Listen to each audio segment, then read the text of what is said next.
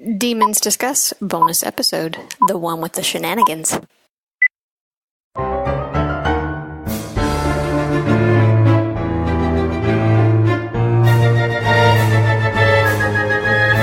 Welcome to Demons Discuss, the unofficial podcast about the All Souls universe and the topics that orbit it. We are your hosts, Angela, Jean, and Valerie. I am Valerie. With me is Angela and Jean, but we have someone else with us. Welcome, Dr. Shelli Carter. Yay! Yay! Thanks for having me back. Of course. Oh, my God. I know, like it's a question. I know. Been way too long. So what are we talking about this episode, Jean? A little bit of everything. It's Friday the 13th, and we're a month out from the con, so it's pretty much anything goes. Yes, and by the time you guys hear this, audience, it will be closer to the con. It'll be probably right before the con. So this is kind of our pre-con show, and we invited Shelli to join us. So thank you, Shelli. Thanking you. So you may not be thanking us by the time this is over. Yeah. Never. Okay, so I'm going to get through this little ad read of ours. Good luck. Wish me luck, guys. Right? Good luck. All right. Good luck. Yay! This podcast is sponsored by listeners like you. On this show, you won't be hearing about men's razor clubs, or a do-it-yourself legal company, or a design your website company, or off-brand smart... Enzyte. Or Enzyte. Well, maybe Enzyte. Right. Maybe Enzyte. Maybe Enzyte. Ew. Off-brand smart speakers, or a company that delivers meals, but you still have to cook them. Uh-oh. Do you know why we won't interrupt our show to tell you about these companies? It's because of our patrons. So now that you know what our patrons have done for us, let's tell you what we can do for you, the potential patron. I have a feeling I'm going to regret this.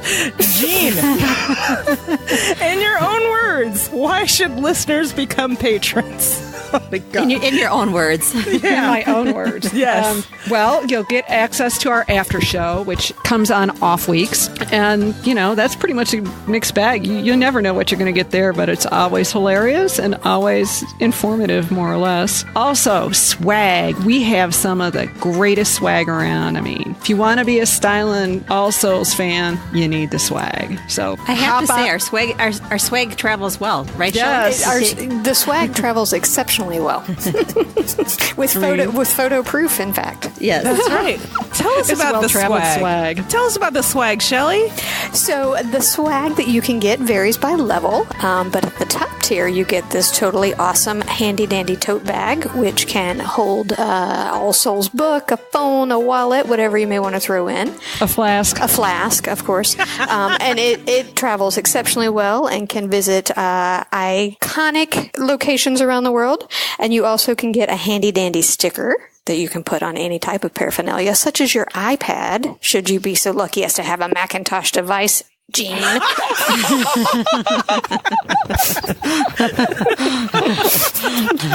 And there you go, people. If you're interested in becoming a patron, go to patreon.com/demonsdiscuss. Do it now! Or maybe after the show. But do it! Yay! Okay. All right, so let's open up with this roundtable-like discussion. So this discussion this time is brought to you by Catherine Quirk. Thank you, Catherine. Yay! Thank you, Catherine. Okay, so who wants to start? Who's got a subject they want to bring to the table? Well, guest first, Shelli.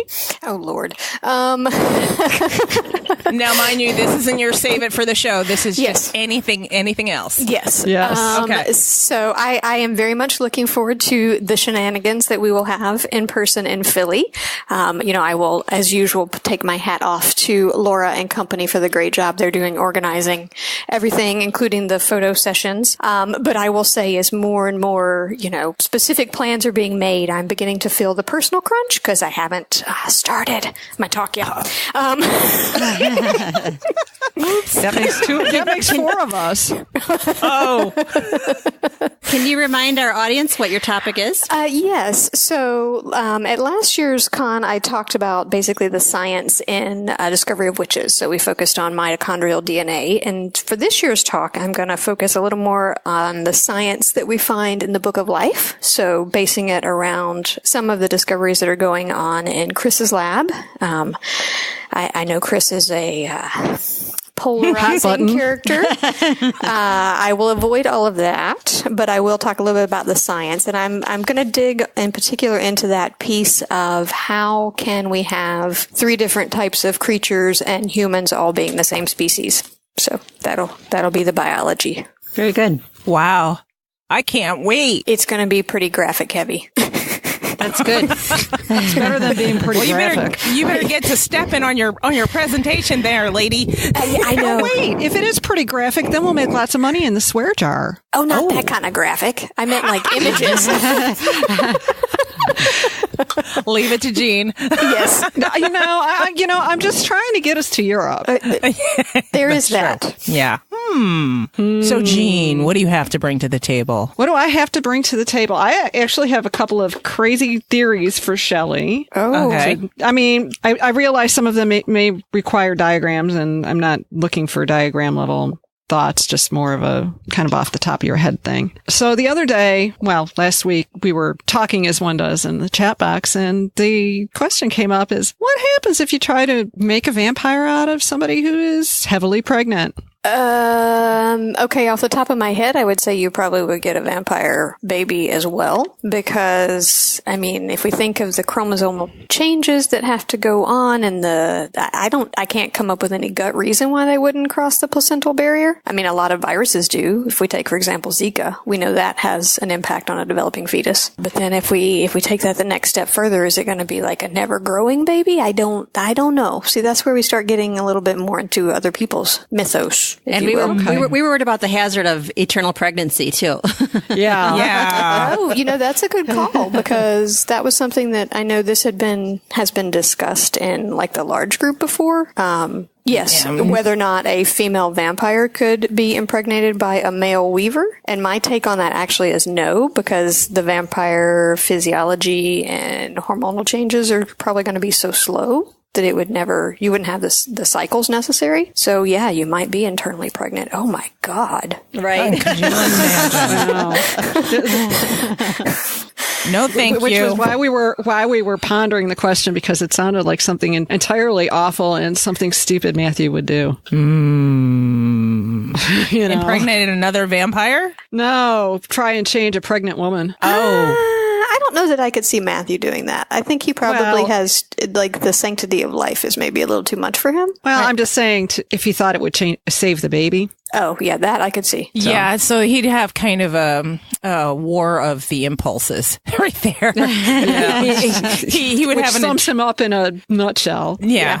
I don't know who'd win that war. Which side of him would? The one that would want to save the baby, or the one that would say, no, we don't do that. Yeah, exactly. I don't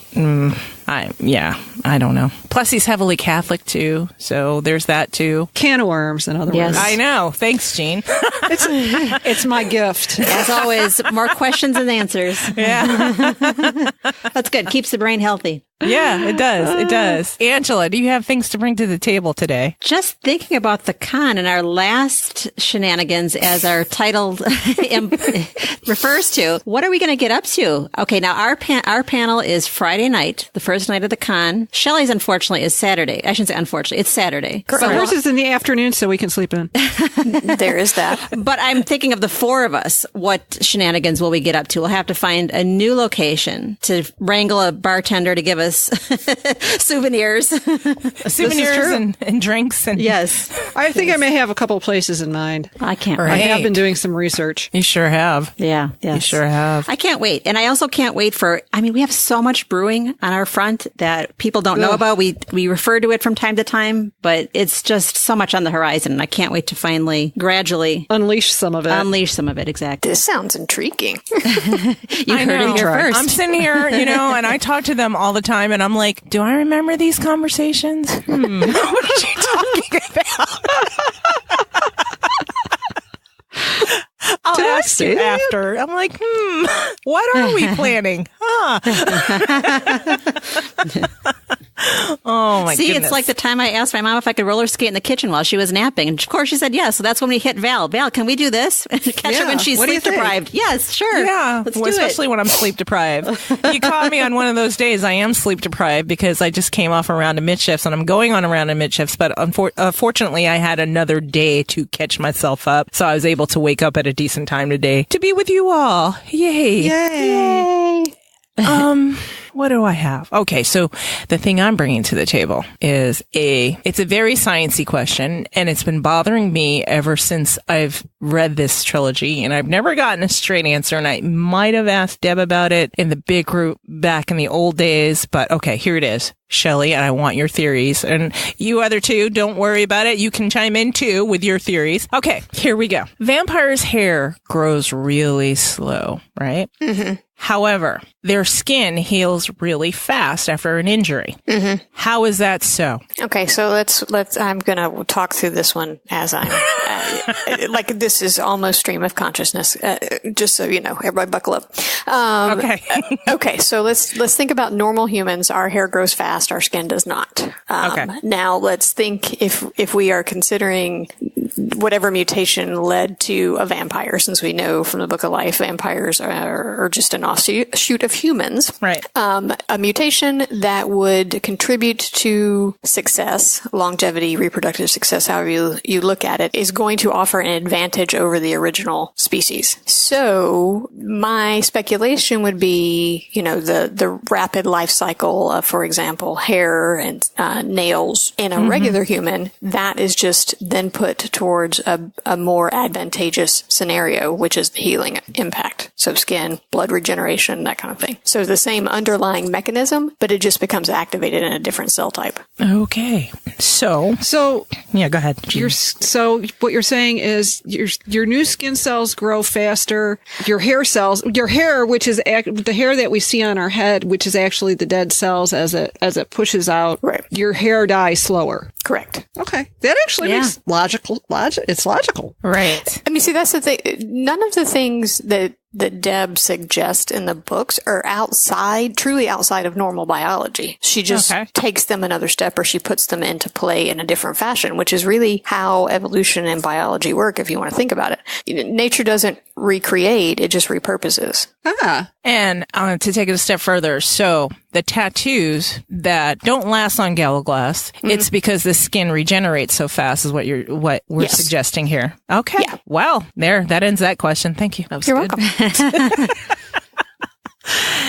And our panel, we don't know what we're going to do. Yes, we do. I was going to say, I have one more science question. We do know. Go ahead. Well, since the Brightborns are making a comeback, do you think that the Brightborns were the creatures of old that Philippe made reference to about having the power to throw lightning bolts and all that fun stuff? Yeah, probably. I mean, it would make sense if we know Janet Gowdy is a very powerful witch, so we could assume that any of the Brightborns who lean towards the witch tendencies are going to be really powerful. And that's just, lightning's just elemental power. Mm-hmm. True. So yeah, that would be my guess. Only he was describing it far more picturesque, in a far more picturesque manner. Yes. Okay. So you brought up Chris Shelli, and I'm going to bring him up again. And he is kind of a bone of contention with us. And if you listen to the after show, you guys know. Anyway, Chris, I remember you saying in the Facebook group that you know a lot of scientists that act like that. Absolutely. Could you shed some light? Give us examples. I need help here. So there's several things that come into play. One, especially if you are a tenured track professor, end up being a tenured professor at a school with a heavy research emphasis, there is sort of automatically a chip that grows from that, if you will. Like you have to be expert, and you have to be very focused and dedicated to your work, and a lot of times more than anything. I'll act upon the assumption that no one that knows me from my past life will listen to this podcast. Like when I was in graduate school, there were some very noted incidences. For example, notes that were sent out on major holidays about, oh, well, enjoy your time with your family and then get your asses back in the lab tomorrow because this is what's important. And we, we were working on disease models, but we were nowhere close to, quote unquote, curing diseases when I was in grad school.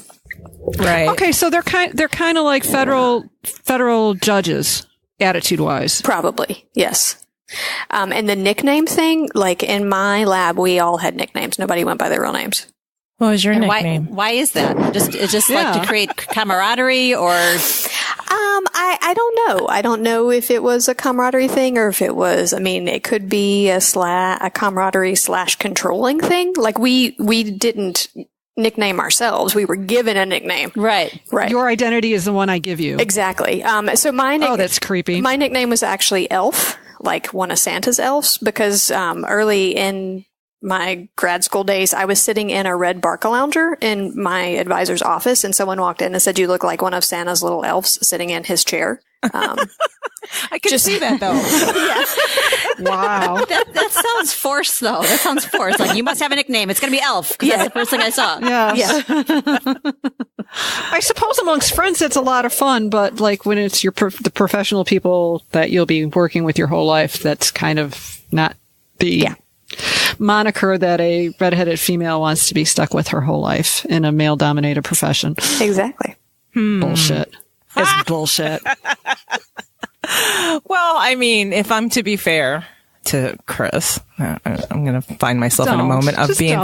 I'm going to find myself in a moment of being fair because we do that in the military all the time. All the time. Yeah, but is it always leader and subordinate, or can it be subordinate to subordinate? It can be anybody. Depends. It depends on the unit you're working with. Depends how close and small, close knit you guys are. If you're working like in my career, there's not a whole lot of people doing there weren't a whole lot of people doing air traffic control. Our work shifts was just a shift of 4 people. So you get really, really close and you wind up calling each other's names. Besides, based on what you did or things that happened or mishaps, one guy came in, you're not supposed to drink 8 hours prior to controlling aircraft. And that's a given. It makes sense, right? So was he 801? No.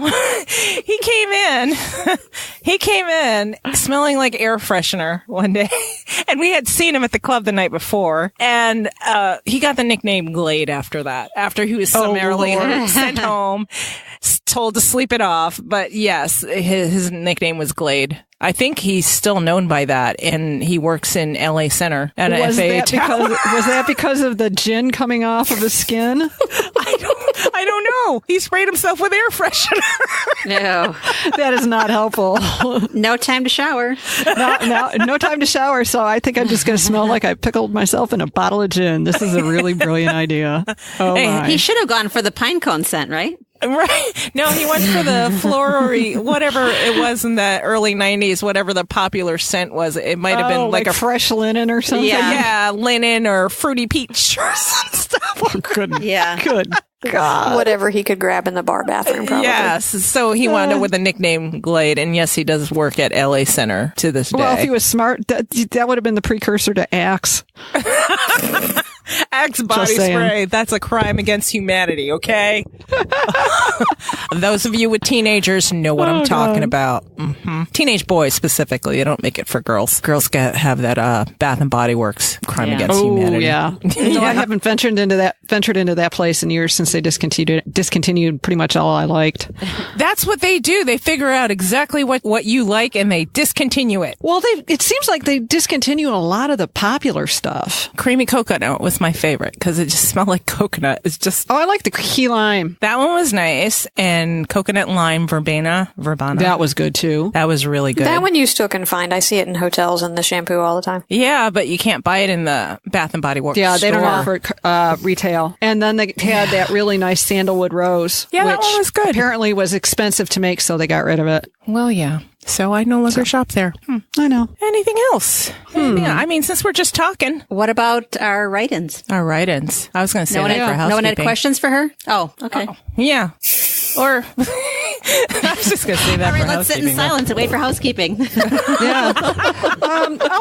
Shelli, the question I asked you before, I don't know if it's giving a preview onto your talk or not, but we have been going back and forth a long time ago about how maybe Baldwin was a weaver before he was turned. Yes. So no, that's not giving away my talk. So do you want to ask the question again? You might remember. Yes. Do you think that might be a possibility given all the weird connections and they seem to have a weird affinity that's inexplicable? So I agree that they have an affinity. I don't think that he was probably a weaver, but I think that they probably would have some overlapping of the non-coding regions, I don't know if we want to call them the demon regions at this point in time, since we know that's what makes a witch a weaver, is having some of those extra demon sequences, and those demon sequences are going to be present throughout the population at large, some of them. And so I think there probably are some overlaps in those areas between Baldwin and Diana, and that is the affinity they sense for each other. So maybe since you can have, like, I'm thinking of Susanna Norman and her husband, they had witch kids, but he was human. He could have been like a witchy carrier, maybe? Yes. So he would have had some of the proper non-coding sequences. I love that. That's delicious. That is so delicious. That is even better than him getting taken to task by the love of his life who isn't impressed with him. I like that even better. Make him a witch carrier, Deb. It'd be beautiful. So, Jean, can you tell me what prompted that thought? Was there a specific passage or something? Well, the part in the helicopter. Okay. Just the way it's written, and when he brushes up against her, it's more than just you're dead. And I think it was more than just her confusing him from a vision. Right. And just the fact that he hates that she's a witch, but he kind of gives her due right away. And some of more the manner of the back and forth with them. It's like, yes, there's a lot of tension, but on the other hand, there's this underlying, almost like subconscious connection between them. And the fact that they're so much alike and they're so bullheaded and so kind of like siblings, like you don't look anything alike, but there's just these ingrained mannerisms and stuff. Right. Which for people who had never met before is kind of strange. They are very alike in a lot of ways, and that's why probably they don't get along. It's like, and I don't think it's just because they're both Leos. No, but also Isabeau is the same way too. She clashes with Baldwin in a lot of ways, and I just think they want what they want when they want it. They're just those type of people. Well, yeah, but Val, actually, your point with Isabeau supports what Jean and I are saying, because we know Isabeau is a carrier for blood rage, so that means that she has to have a lot of the demonic sequences. Okay, I see that. I can see that. If we're going with that, sure. I mean, I can definitely see it. It probably depends on which sequences, which non-coding sequences you carry as, whether you're a carrier for blood rage, that's going to trigger for blood rage with a vampire, or if it's going to trigger as a, witch with a human, or. So the sequences are the tie that binds, and are specifically demonic sequences. I'm calling them demonic sequences simply because that's how Deb refers to them in Book of Life. They talk about, the demon segments being what generates blood rage if you have too many in a vampire. So I don't. Right. So here's something totally non-scientific, and Angela and Jean know what I'm talking about. I went hunting because we decided to do some Matthew Mondays, and I went hunting for some Matthew Good pictures, and I found a whole bunch where it's like, where has the fandom been hiding these? They have not been showing them because they are so not goody two shoes. Oh, is it the one God. like of him in the bathtub with the teacup? No. Well, I hope we plan on sharing. They're not that kind of picture. Oh. They are just, Moody the couple of those pictures that were taken to promote The Crown with him and Vanessa, the black and white ones. Mm-hmm. Yeah. Like that. Yeah, I can't wait to show it. I already scheduled them on our Facebook page, but I was like looking at it, I was like, where? It's like his personal fans don't like seeing him that way. And correct me if I'm wrong, Matthew Good fans, but you guys like seeing him as a upper crusty dude and uptight and all put together. I kind of like him messy. Yeah. Yeah. I do. Mm-hmm. Yep. Mm-hmm. There's that. Look forward to those coming in the future. Oh, yeah. There's just something so losh about it. Yeah. Rawr. Yeah. So if you guys, any of you out there have your saying this guy is not my Matthew, I hang on to your hats. We'll probably convince you otherwise. I challenge you to look at these pictures and say, "Oh no, they're not Matthew." Oh my God, no, he's fully dressed. Nothing. Yeah. Just a different. Maybe side a bare of him. ankle here and there. Yes. Well, depending on where you are, that does it for some people. Yeah. Well, there's a lot of hand porn for me. So yeah, a lot of pictures of him smoking, and when I figured out how to caption it, like it looks like he swallowed Cora. it's perfect. It is That's perfect. So perfect. Oh, that is a hot picture. Gene, that's your favorite, isn't it? That is a hot picture. I think so. And then there's that other one where his hair's all tousled and a little bit longer. That's what I like. He almost looks like kind of 1950s Matthew. Just being broody, reading poetry Very in the corner. broody. Super broody. So have you researched, Val, and you looked at his fan following, and they don't post those, or what? The Matthew Good fans that I've seen out there, they post these pictures where he's in period dress, or he's all put together, or they got those earlier pictures, you know, the ones where we used to make fun of, and he kind of looked like a baby. Yeah. Very, very young. Very young. And I'm like, whose child is this? No, oh God. I was like, oh my God, I have to share these with Gene. Of course. I did yesterday. So, yeah. I think I also said on an after show that Richard had left the building. Yeah. For me in my head, and that was the saddest day ever. Yes. It's sad. It's better now. I'm better. I'm definitely better. I can't wait to see him. And with his voice, okay. It's I'm totally that. I'm being that girl. I'm just, okay. It's all good now. Yep. You've had your moment. Yep. There's my moment. Anything else before we close out this roundtable discussion? Anything. Think of anything. Okay. Oh, Shelli. Yes. What are you looking forward to in Times Convert? Oh, that's a good one. I think I am definitely looking forward to learning more about a proper vampire woman. We may or may not. We'll see.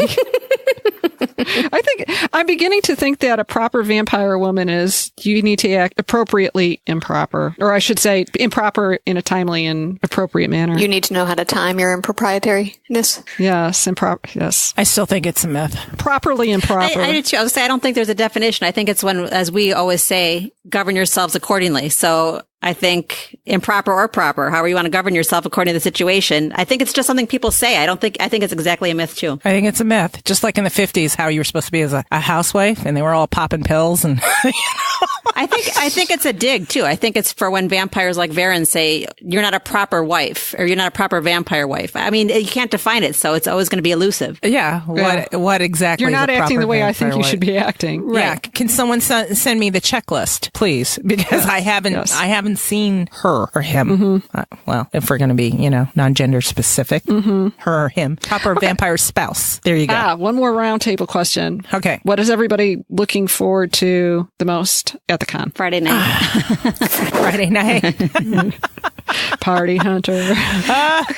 No, we'll be done with our panel. That's all. That'll be mission accomplished. Yeah, and then we're gonna be on Friday. So we're still gonna be the first thing people see on the live stream though. So that hasn't changed. We're still but at least we'll get to sleep in. It won't be first thing in the morning. Mm-hmm. This is true, right? Although I'm afraid that we might be all hyped up given what we're following. I know he might have some jumping bean demons running around, just like. Somebody Deb may have to come out and smack me. Snap out of it! Since Angela will be otherwise indisposed. Yeah. Shelli, what are you looking forward to? I am looking forward to the opportunity to see everyone in person again. Like I hate to use the term class reunion because we are way better than any class reunion I would ever attend. But I mean, yeah. No, and it was amazing. Val, you pointed out in our Facebook group. Oh my God, the picture that Wendy posted or Angela posted, and we could recognize people. We actually know each other and talk to each other. So it's like we can call each other by name on Facebook. Even it was Dora thanked Stephen for something on Twitter, and it's like that is such a public forum, and to actually feel like you know somebody because of not only All Souls Con but our Facebook group and other forums. Exactly. Being discussers together is kind of nice. It is kind of nice. I did see that tweet where Dora's like, "Thank you, Stephen." I was like, "Wow." You kind of feel like it's successful matchmaking. in a way. It's like Right. you found your people. Kind of like fairy godmother. Let me like Yeah. this. I'm looking forward to Demon Hour Oh, I now. know. I think that'll be fun. I think the place that we found is going to be kind of cool. Right. We're going to have to post that in the, I promised Laura that we would post it Facebook group for All Souls Con. Yeah, I think we owe it to the discussers to let them know first, though. Absolutely. We will. So we'll put it in our Facebook group first and then. Yeah. That's how we're going to do that.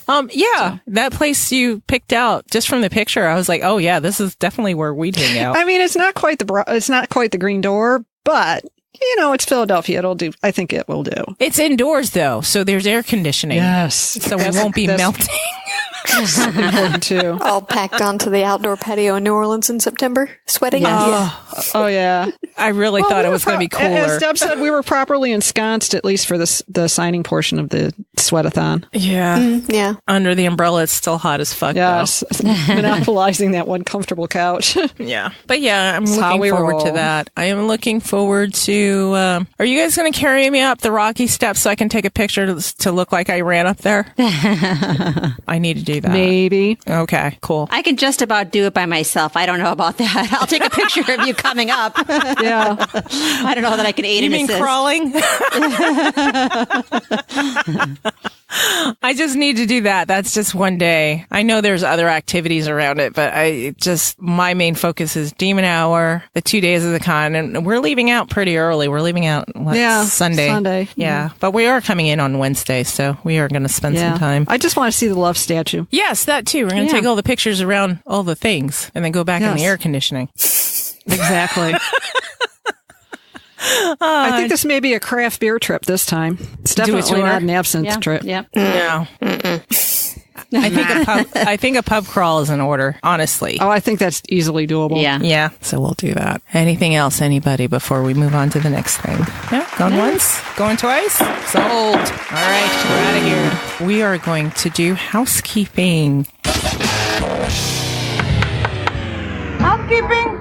I'm going to start out with Stevens. And Jean, I don't think you were in this session of cast, so I'm going to paste it in here. Oh, I think we talked about it before. The chess? Yeah, the chess. You want to read it first before we do it? Okay. Here you go, Jean. You see it? Yes, ma'am. Okay. Hello again, demons. We are back from our short visit to Italy, and I was thinking of a new topic for you to discuss. Deb has made frequent references to the game of chess throughout the trilogy, starting with Matthew and Hamish playing in Scotland early in the Discovery of Witches, then with the 16th century White Queen chess piece Matthew lost and Diana used as a historical object for time spinning, and then finally with references to the Queen's Gambit in the scene where Matthew was rescued from Benjamin in the Book of Life. Matthew is depicted as a king, and Diana as a queen throughout these books. When Diana concluded her first meeting with the congregation in Venice, we learned that Isabeau and Diana referred to Gerbert and Domenico as the bishop pair, presumably as they made their moves on the field diagonally and not in a straight direction, period. Isabeau refers to herself as the rook. My question is, what chess pieces could be used to describe some of the other major characters? I would start by proposing Baldwin as another rook, as he is a stabilizing voice of reason when rescuing Diana from the oubliette. Knox and Satu would be knights, as they jump all over other characters who could block their progress. What do y'all think? Well, I was going to say, ages ago we were talking about this, and I always read their coded messages as to referring to Baldwin as the rook, because Baldwin was basically the one running the operation and acting as Diana's right hand when it came to rescuing Matthew. And that's how he also served Philippe. As a rook. Well, Yes, Philippe was as a king. rook. Right. As Philippe was king. Right. Okay. I think on Philippe's chessboard, Isabeau would definitely be queen. Because she was all over the place causing problems or solving problems, depending on I think how she's you way look more. at it. She's way more a queen than a rook. I would agree. Yeah, but on Matthew's chessboard, I would definitely see Jillian as the first pawn. Yes, for sure. Yeah, on the opposite side. What you got for me next? You know? Here's a question. What do you think Hamish should be? I'm not a real big chess player, so I don't know a whole lot about how everything moves. And I think he would be a bishop. Yeah, I was going to say I think Hamish is a bishop too. Yep. Okay. Just because of the way he operates, and the way he thinks, it's very clear and very straightforward. I only know mob analogies. So he's He's like the consigliere, like Asa. Yes, very much so. All right. So if we were to switch the chessboard to a mob board, Oh, geez. where would you place everybody, Angela? Well, of course, Philippe is the godfather when he's alive, but then they have the capos, and the capos would be I would say for sure his sons, his immediate sons, and Matthew. I think Matthew's definitely the made man. Yes. Yeah, I do too. Whether he's an underboss or a capo or, he's definitely not one of the general public, just a thug. So, but there's, just the muscle. He's a bad man. yeah. Although he's the muscle when he has to be, being the assassin. So he could be the contract killer for sure. Right. So in that analogy, the mob boss analogy, like how I threw out as Jillian as the pawn, what would she wind up being on your mob board? Just a neighborhood rat. Not even. Rat. I mean, she's trying to get her foot in the door and trying to, carry out missions. Yeah, exactly. Right. And it didn't end well for her. Yeah. Snitches get stitches. Well, she won't need them. It won't help.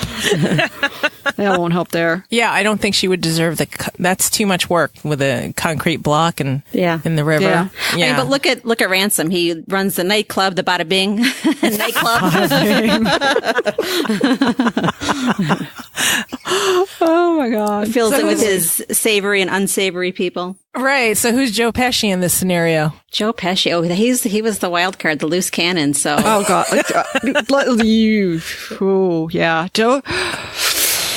Kill on a hair trigger. I mean, I don't know. That is one of my, actually, The Godfather wasn't my favorite. Joe Pesci would be Benjamin. Yeah, I'll say. You think? Definitely. Yes. Yeah. Oh yeah. In Casino. I was thinking the other one. Goodfellas. Goodfellas. That's thinking my Casino. favorite mob movie. Sorry. Hey, he plays the same character in every one.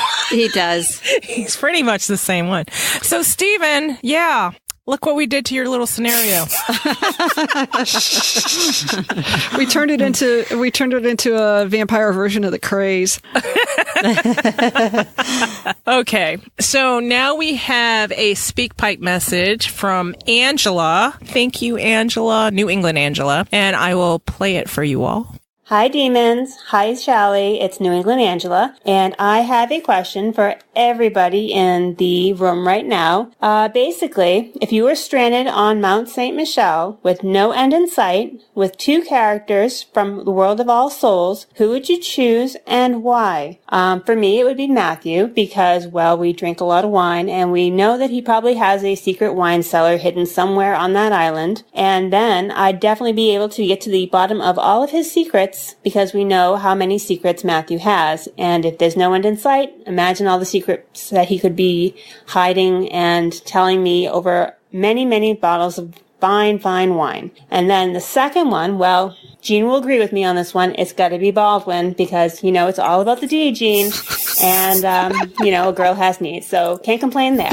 So that's my question. And I can't wait to hear your answers. Talk soon. Demon kisses. Mwah. Bye. Thanks, Angela. Yes, indeed it is all about the D. So we'll start with our guest. Shelli, who would you like to be? Okay, my first one's going to be really obvious. Galaglass. Hello. I keep him busy. My second one actually would be Mart. Ooh. Yes. She'd feed me. Yes. Good point. Excellent point. Plan That's ahead. what's I like important. that. I like that. Angela, how about you?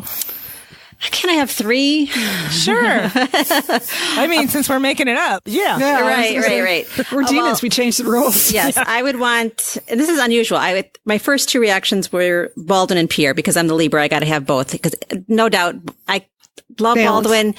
Yeah, he's going to aggravate me. I'm going to need a break from him at some point. True. So my Pierre, he'll never aggravate me. He's just going to be there to be my rock. But then I thought, it would be interesting to have Hamish there because Deb does make a lot of references on Twitter that Baldwin and Hamish frequently get together to discuss how they're going to manipulate. And I should say manipulate because Hamish, that's a big word for Hamish. But just talk about world politics and how they're going to fight against the operation and some of the politics that are going on at large. So it's the funny thing about Baldwin and Hamish. I see them as pretty much the same, but with different methods. Yes. Different methodology. Yes. With them. So I lean more towards Hamish because I think I would handle things more like him than Baldwin. I tend to. But yeah, I like them both. I think they're very practical. Mm-hmm. They're not encumbered by dumb Nonsense. Shit. Yeah. They both say it like it is, but the delivery is different. The delivery is way different. Just like Baldwin and Philippe. Yep. I would say that. Okay. Jean, you. Mine. Okay, mine would be, Baldwin, yeah. And Fernando, because, there's two becauses. The more practical because is I would love to hear them both dump all their baggage on each other because I want to know just what the hell Fernando thinks Baldwin had to do with Hugh's demise because there are so many things. Right. Deb said there's at least half a dozen, and I want to know what all of them are. So you want the knockdown drag out before the makeup? Yeah. Well, then the makeup will be better. My thought is this. It's like there's more than one way they can entertain me.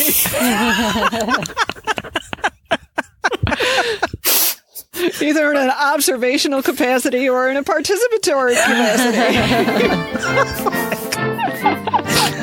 Oh my God.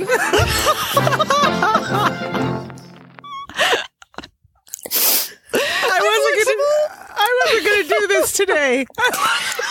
God. Thank you, New England Angela, for opening the gate to this ditch. Oh my God. It isn't a ditch. Don't kid yourself. Oh man. Okay. All right. What's yours, Val?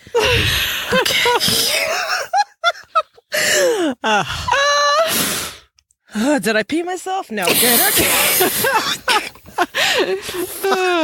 Gladys isn't giving you problems. Okay. So, Hamish, obviously, because I need somebody who is sane around me. I guess that leaves me out. But for my dose of crazy, I'd want to have Isabeau and Father Hubbard, just because I think that mishmash would be nuts, if that makes sense. Because Father Hubbard is so ruled by scripture. Oh, they pick at each other all day long. It'd make you crazy. It'd make you crazy. That's why Hamish is there. See? Oh, I thought Lord. this out. Okay. Okay. I thought this out. I mean, it's nothing but I do feel like I would be thoroughly entertained that way. Yeah. There you go. That doesn't take care of my other needs, but I just intellectually, that would do it. Yeah. I'll leave it there. You're a Virgo. I'm a Scorpio. Let's just leave it at that. Oh, God. Okay. We have another speak pipe message, and this one's from Lauren, so let me grab it right quick. Hi, demons. It's Lauren. I'm super tired because I've been out at day camp all day this week, but I just want to say hi to you and Dr. Shelli. I'm so sad I'm missing this episode because I haven't had time to keep up, but I can't wait to meet you guys at the con in a couple weeks, and I hope you have a great episode. Bye. Thanks, Lauren. We can't wait to meet you. That was the nicest. That was so nice of her. And we can't wait to meet all of you out there. Oh, I know. Or see you again, for that matter. Yeah. Meet new people and see familiar faces. Mm-hmm. Shelli, tell us how fun it was last year. It was awesome. It was more fun than a girl should have. But we had it anyways. That's right.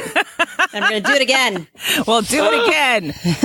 I don't know that we should try to top it, though. But I would say that being in Philadelphia, the fun may have just a tiny bit of a different flavor than New Orleans. Yeah. Yeah, I think that's inevitable. New Orleans has its own, status similar to Vegas. It sure does. True. Mm-hmm. Yeah. New Orleans is more of a bar, historical bar dropped in a city. Perfect description. It's coming back to me now. Ooh. Yeah. I'm like, were we hungover? We were just tired. we were hungover. Yeah. Sunday was a little bit rough. Yeah. Mm-hmm. I do know that for some of us more than others. I failed you guys though, because I wanted to go take an Uber and go to the drive-through daiquiri bar, and we never did because I was so tired. hot on Sundays. Yeah. What part of the problem was? That's right. It was hot. Angela, that was after her chip debacle. That was the day after. I'm like, Chip. Yeah, I was going to say, I think we concluded our stay in New Orleans by watching the Pac and Biggie documentary, right? Yeah. With Ice-T. Tupac and Biggie. It was a documentary. We just stayed in the room and watched that. Yeah. It was like the murder it was the demon murder mystery. Yeah. The saddest thing ever. Okay, so we have one more from Allie. Angela, you want to grace us and read hers? Sure. From Allie, our yogini. She says, hey, y'all. She's talking about her half hour left to meeting our deadline. And I only have a few questions for you regarding the con. Once I get my hands on all of you, do I have to let go? Hugs for days. What do you think, guys? I don't want to let go. No. It's our actually first time meeting Allie in person. I know. So I feel like we know her. Yes. We do know her. I mean, she was our very first guest on this podcast, actually. That's right. She was. Yes, she was. All right. Now for Shelli. She says, it seems to me that being able to so clearly and specifically dive into the science behind the All Souls world would just about force you to recognize the plausibility of mutations as described in the series. Do you ever catch yourself looking at research in the light of the trilogy? How many times have you seen something and chuckled at the similarity or connection to knowledge of All Souls? I can't wait to see y'all soon. Get the kids excited too. Yay! Get the kid!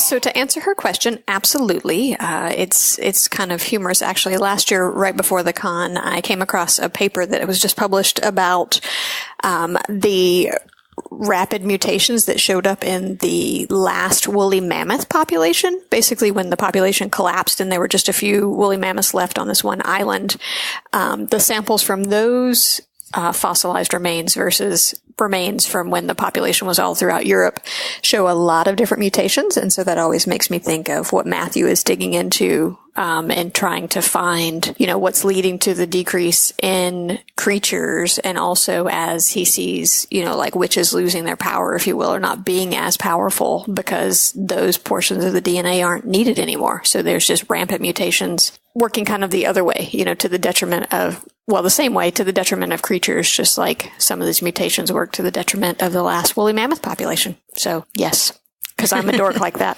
I think love we're it all though. dorks like that because I read history the way you read science and keep going, well, I wonder how this person knew Philippe. Yeah. So.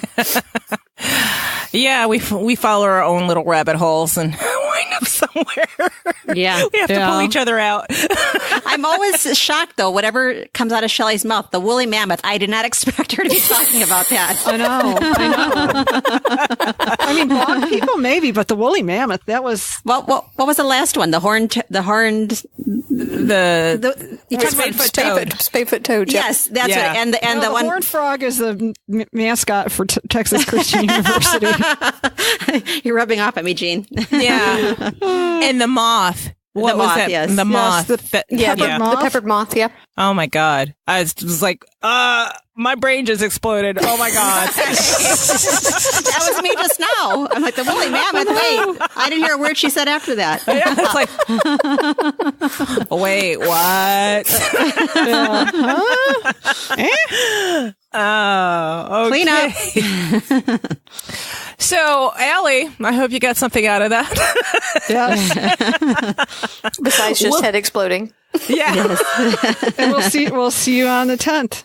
Yes. I can't wait. We can't wait. Hugs for everybody. Did she say she's bringing Gid the kid? Yes, I think, right? Yes, I think she is. I want to bringing see Kid. him. I love that kid. Yes. Yeah, so we might cute. have to like tie Angela in the corner so we can return your child. So Yeah. Uh-oh. Okay, so coming up is a special segment for the show. It is Shelli's topic, and she hasn't told us what it is. So, and as Jean was saying, this is a perk of being a patron. One of them. Yay! All Plus right. the swag. Yes. Plus the swag. Plus the swag. Plus the swag. And the after show. Yes. Yes. Save it for the show. Save it for the show. Guys, save it for the show. Take it away, Okay. Shelli. Okay, so as everyone knows, or maybe everyone doesn't, but as a lot of you know, I am Southern. We are the queens and kings in a lot of ways of inappropriate conversations, but not in front of people. So my save it for the show is about the appropriateness of airing certain gripes in the large public Facebook group that is moderated by Deb. This is a good one. Okay. So I can give one specific example, and I absolutely am not at all disparaging that this is a legitimate concern. What I am disparaging is airing it in this fashion. For example, complaining about the cost of the book. Oh, that you do not do that ever. Period. No. But yeah, I mean, like long thread rants about the cost of the book. And I was like, do people have to know that Deb lives here with the rest of us? I mean, really? You know? Yeah. That's my save it for the show. Just The cost. I mean, there are libraries. Yes, there are libraries. And a corollary of that is trolling to get someone to buy it for you. Yeah. Yes. Poor mouthing in the group about, oh, I really want it, but da-da-da-da-da, and preying on the kindness. And there are people in that group that are so especially kind and taking advantage of people. I just do not cotton to that, since we are talking Southern. Exactly. Only because I've also seen in other fandoms, and as y'all know, I'm in indie romance. There are people who go, it seems like from release to release in different author groups, and it's always, you know, I can't afford to buy, I love this book and I can't afford to buy it because my grandmother's died for the 43rd time, or, you know, I've gotten my husband's thrown away my books again, and it's the same people over and over and over. Seems like you need to throw away your husband. Yeah, that's what I was going to say. But, you know, looking for trolling for free books. Yeah. Right. Yeah. Right. So I'm kind of skeptical about that whole thing, personally. Not to mention the fact my mama always taught me not to go begging. I mean, that particular one, I can see that they're trolling for a free book or hoping for, I don't know, some sympathy for a free book. But impropriety aside, there are proper channels. Shouting into the interwebs doesn't get you very far. It seems like you just want to hear the sound of your own voice or see your own keystrokes.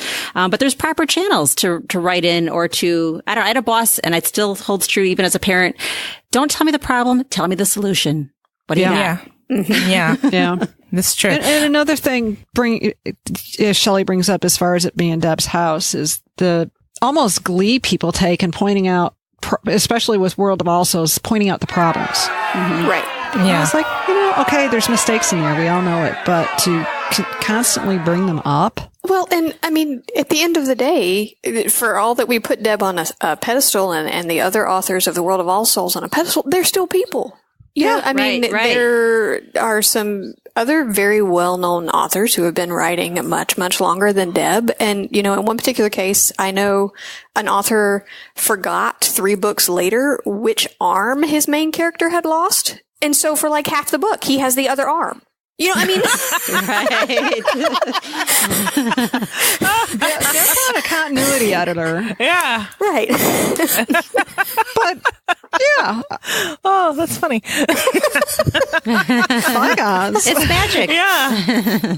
Did it take away from your enjoyment of the way the plot moved forward? Not really. He still got one arm. That was the important part, you know? I mean, or, you know, it's like, oh, they summarized the whole thing with Baldwin and Varen. It's like the summary. You're worried about what the summary says, people. It's not changing canon. Well, and I think people like that, it's like when they get it out, I almost want to say, okay, what did that get you? Did you get a raise? Do you feel better now? Do you know? Last month, that gal who is, I mean, I swear to God, Deb was like she finally came to the end of her story with the gal with the rebirthday thing. Oh, I missed that one. Remind me. Remind us. The woman, it happened more than once. First, I got PM because I just pointed out, hey, Matthew's rebirthday is the 15th of June, blah, blah, blah, blah, blah. It's right. And then she's like, no, it's not, because it says the second Monday, or the way it's referred to is like, if you look at the calendar, that can't be the 15th and this and that. And I'm like, hey, I don't know what to tell you, but right on Matthew's Facebook page, which Deb runs, it says June 15th is his rebirthday. So we kind of accept that as true since the author says so. Well, in her website, on her calendar, she has it. Yeah. Yeah, exactly. And this person says, well, just because she said so isn't good enough for me. Right. Wow. Even the one person arguing with Deb when she's like, no, Matthew would not like that. It was the same person that was arguing with Deb. Because when it was June 15th, she hopped on the big group and posted that again after posting it before and then getting into it with me privately. She posted it again, and Deb actually used caps. Ooh, Professor voice came out. She broke out the caps because it was just like, really? You're going to argue about that? And you're going to argue with the author about that? It just seems disrespectful to me at some point. Yeah, and I guess that's my whole point. I mean, I think some people are just wired. They just want to be ornery like that. Yeah. Oh, it's like the guy did you see the guy the other day, going on about Soviet parapsychologists and Onic? No, it was Odic energy or something. Oh, Lord. Yeah. Take a look at it. It's entertaining, Shelli. You and your science brain will just love it. And Matthew's like, no, he wouldn't like that. Yes, he would. Yeah, Deb said no. Matthew would think he's a crackpot. Well, why? I think he wouldn't. I think he would be very interested in this. You're talking to Matthew, pretty much. Oh. When you're talking to Deb, you're talking to Matthew. So what is going on there? Oh, it's like, Angela, you remember this? Like a few weeks ago when we posted something about that fireplace in Venice, right? Yes. And then somebody got on Twitter and thought it was a drawing out of the world of all souls, but no, it was actually a photograph, but it was in black and white. So we brought out the color one that Deb shared with us like years ago, which was when the same. She was actually standing in the Palazzo Ferrari and decided that was their house in Venice. Right. And so I guess the saying was worded wrong for this girl in Latin. She didn't like the spelling. She didn't like the Latin spelling. And she's like, shouldn't it be this? And it's like, I don't engage in Twitter. Well, lately I've been militant, but okay, that aside. Anyway, I don't engage in Twitter, but it forced me to say, I don't know what it should be, but the fact that I'm showing you this photograph and it's spelled that way, I know that it is. So why are you doing this to yourself? Why are you arguing? Oh my God. Why are you arguing about how it was spelled in the 16th century as opposed to what you found on Google? It is terrible. There's a lack of flexibility in thinking. Generally, I think. Ugh. Well, and that goes back, I think you guys, it's not been to save it for a show, but it came up in the smaller discussion group. Like, why can we not have intellectual discussions about these topics that aren't canon? Like the whole conversation about what if Galaglass had been female. Oh, that was a great conversation. That was a great conversation, but Megachurch went apeshit crazy over that one. I'm glad I missed that.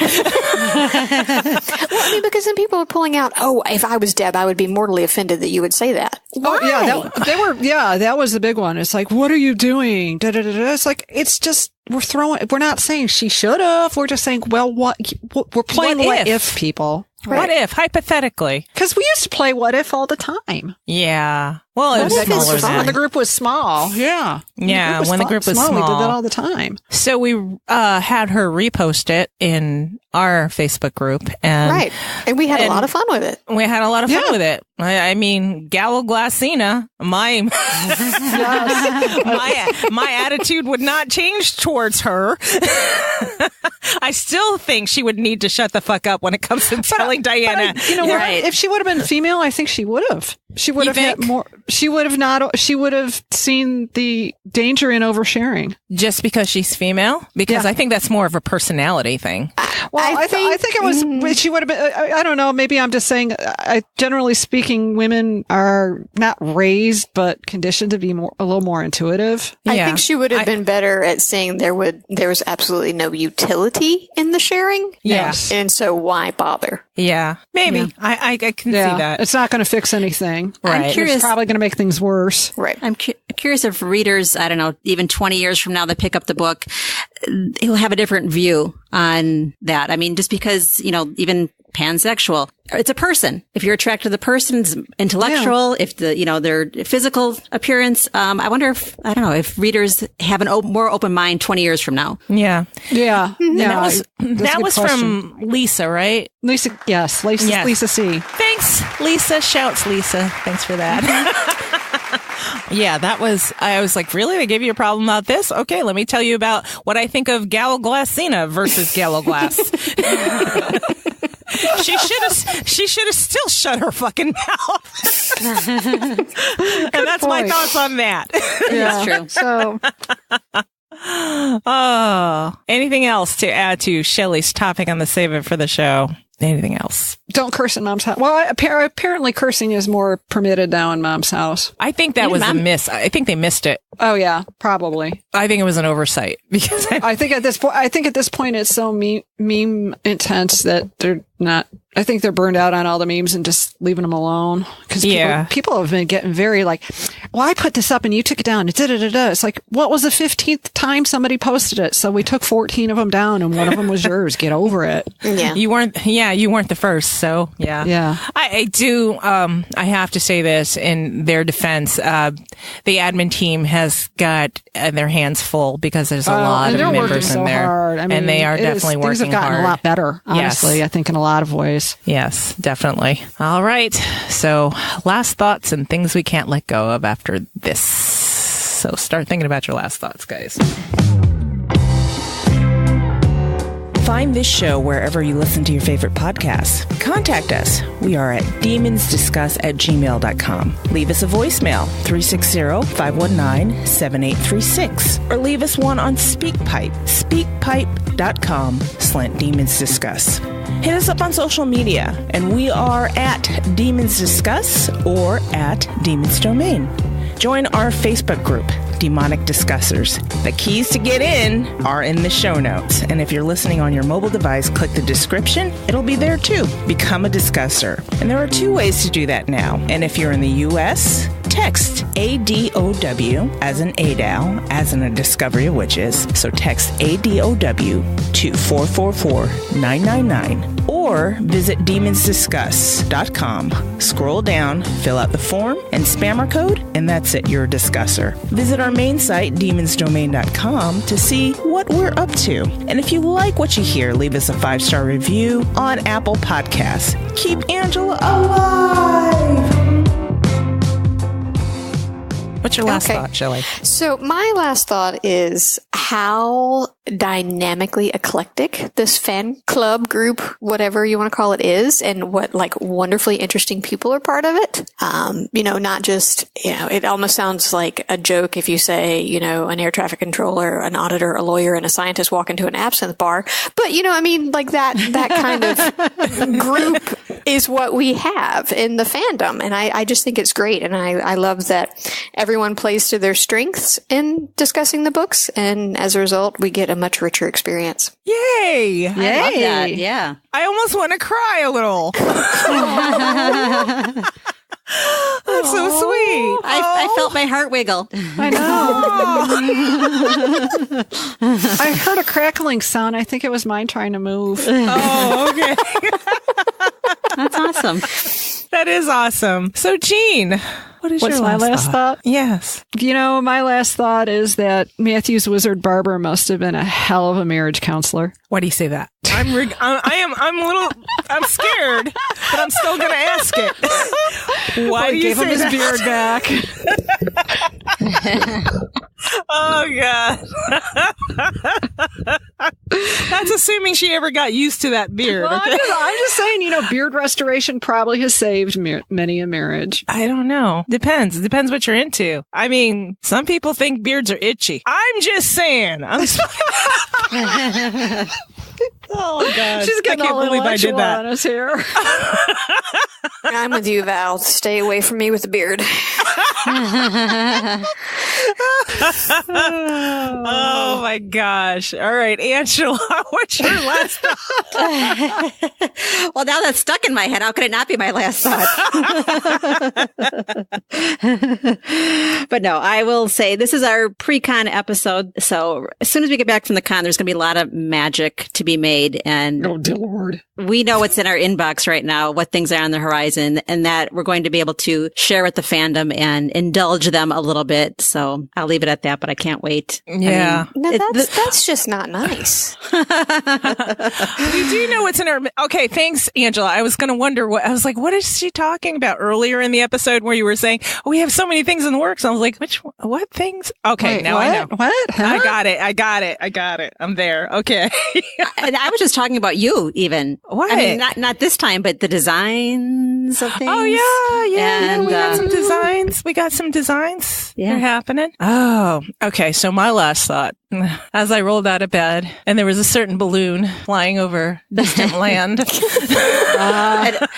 Not red balloon or an orange Not balloon. a red balloon. This one is more of an orange flavor. And they were people out there expressing their dismay or their disgust. Dismay is probably a good word for the British. Yes. Properly low key. And then the next tweet down I saw from Lin-Manuel Miranda of Hamilton fame.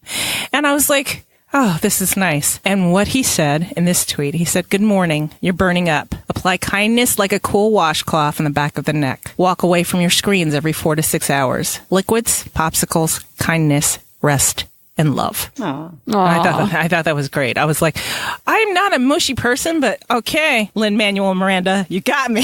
Yeah.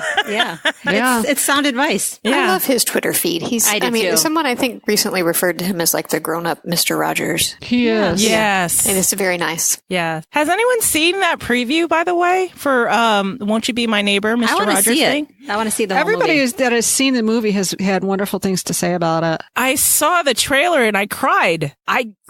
There were literally tears coming out. Wow. I was like, and Robert's looking at me. He's looking over my shoulder and he's looking at my face. And I'm like, I'm not crying. You're crying.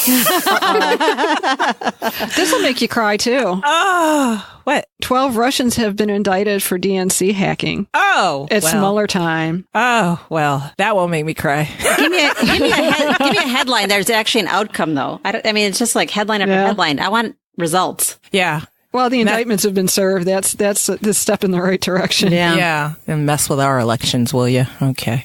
Anyway, that's all I had. Does anybody else have any last lingering thoughts before we sign out and say goodbye? We're going to have a great time at Demon Hour. So join us if you can. Absolutely. And tickets are sold out, but you can still live stream, everybody.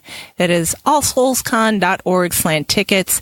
It's $5 for live streaming. We'll be the first face you see when you tune in on that Friday. So European guys, you get to spend your Friday night with us. Yay! Oh, and we promise some fun. Online streamers, we may have a giveaway for them, right? Mm-hmm. Yep. We haven't put it together as of yet, but by the time you'll hear this, we'll have a clue. Yeah, we'll know what's going on. Yeah. Let's see what else. You'll have to tune in order to enter. And Shelli's going to stick around with us for the after show. Yes. Yay! Fun. I know she's a little scared now.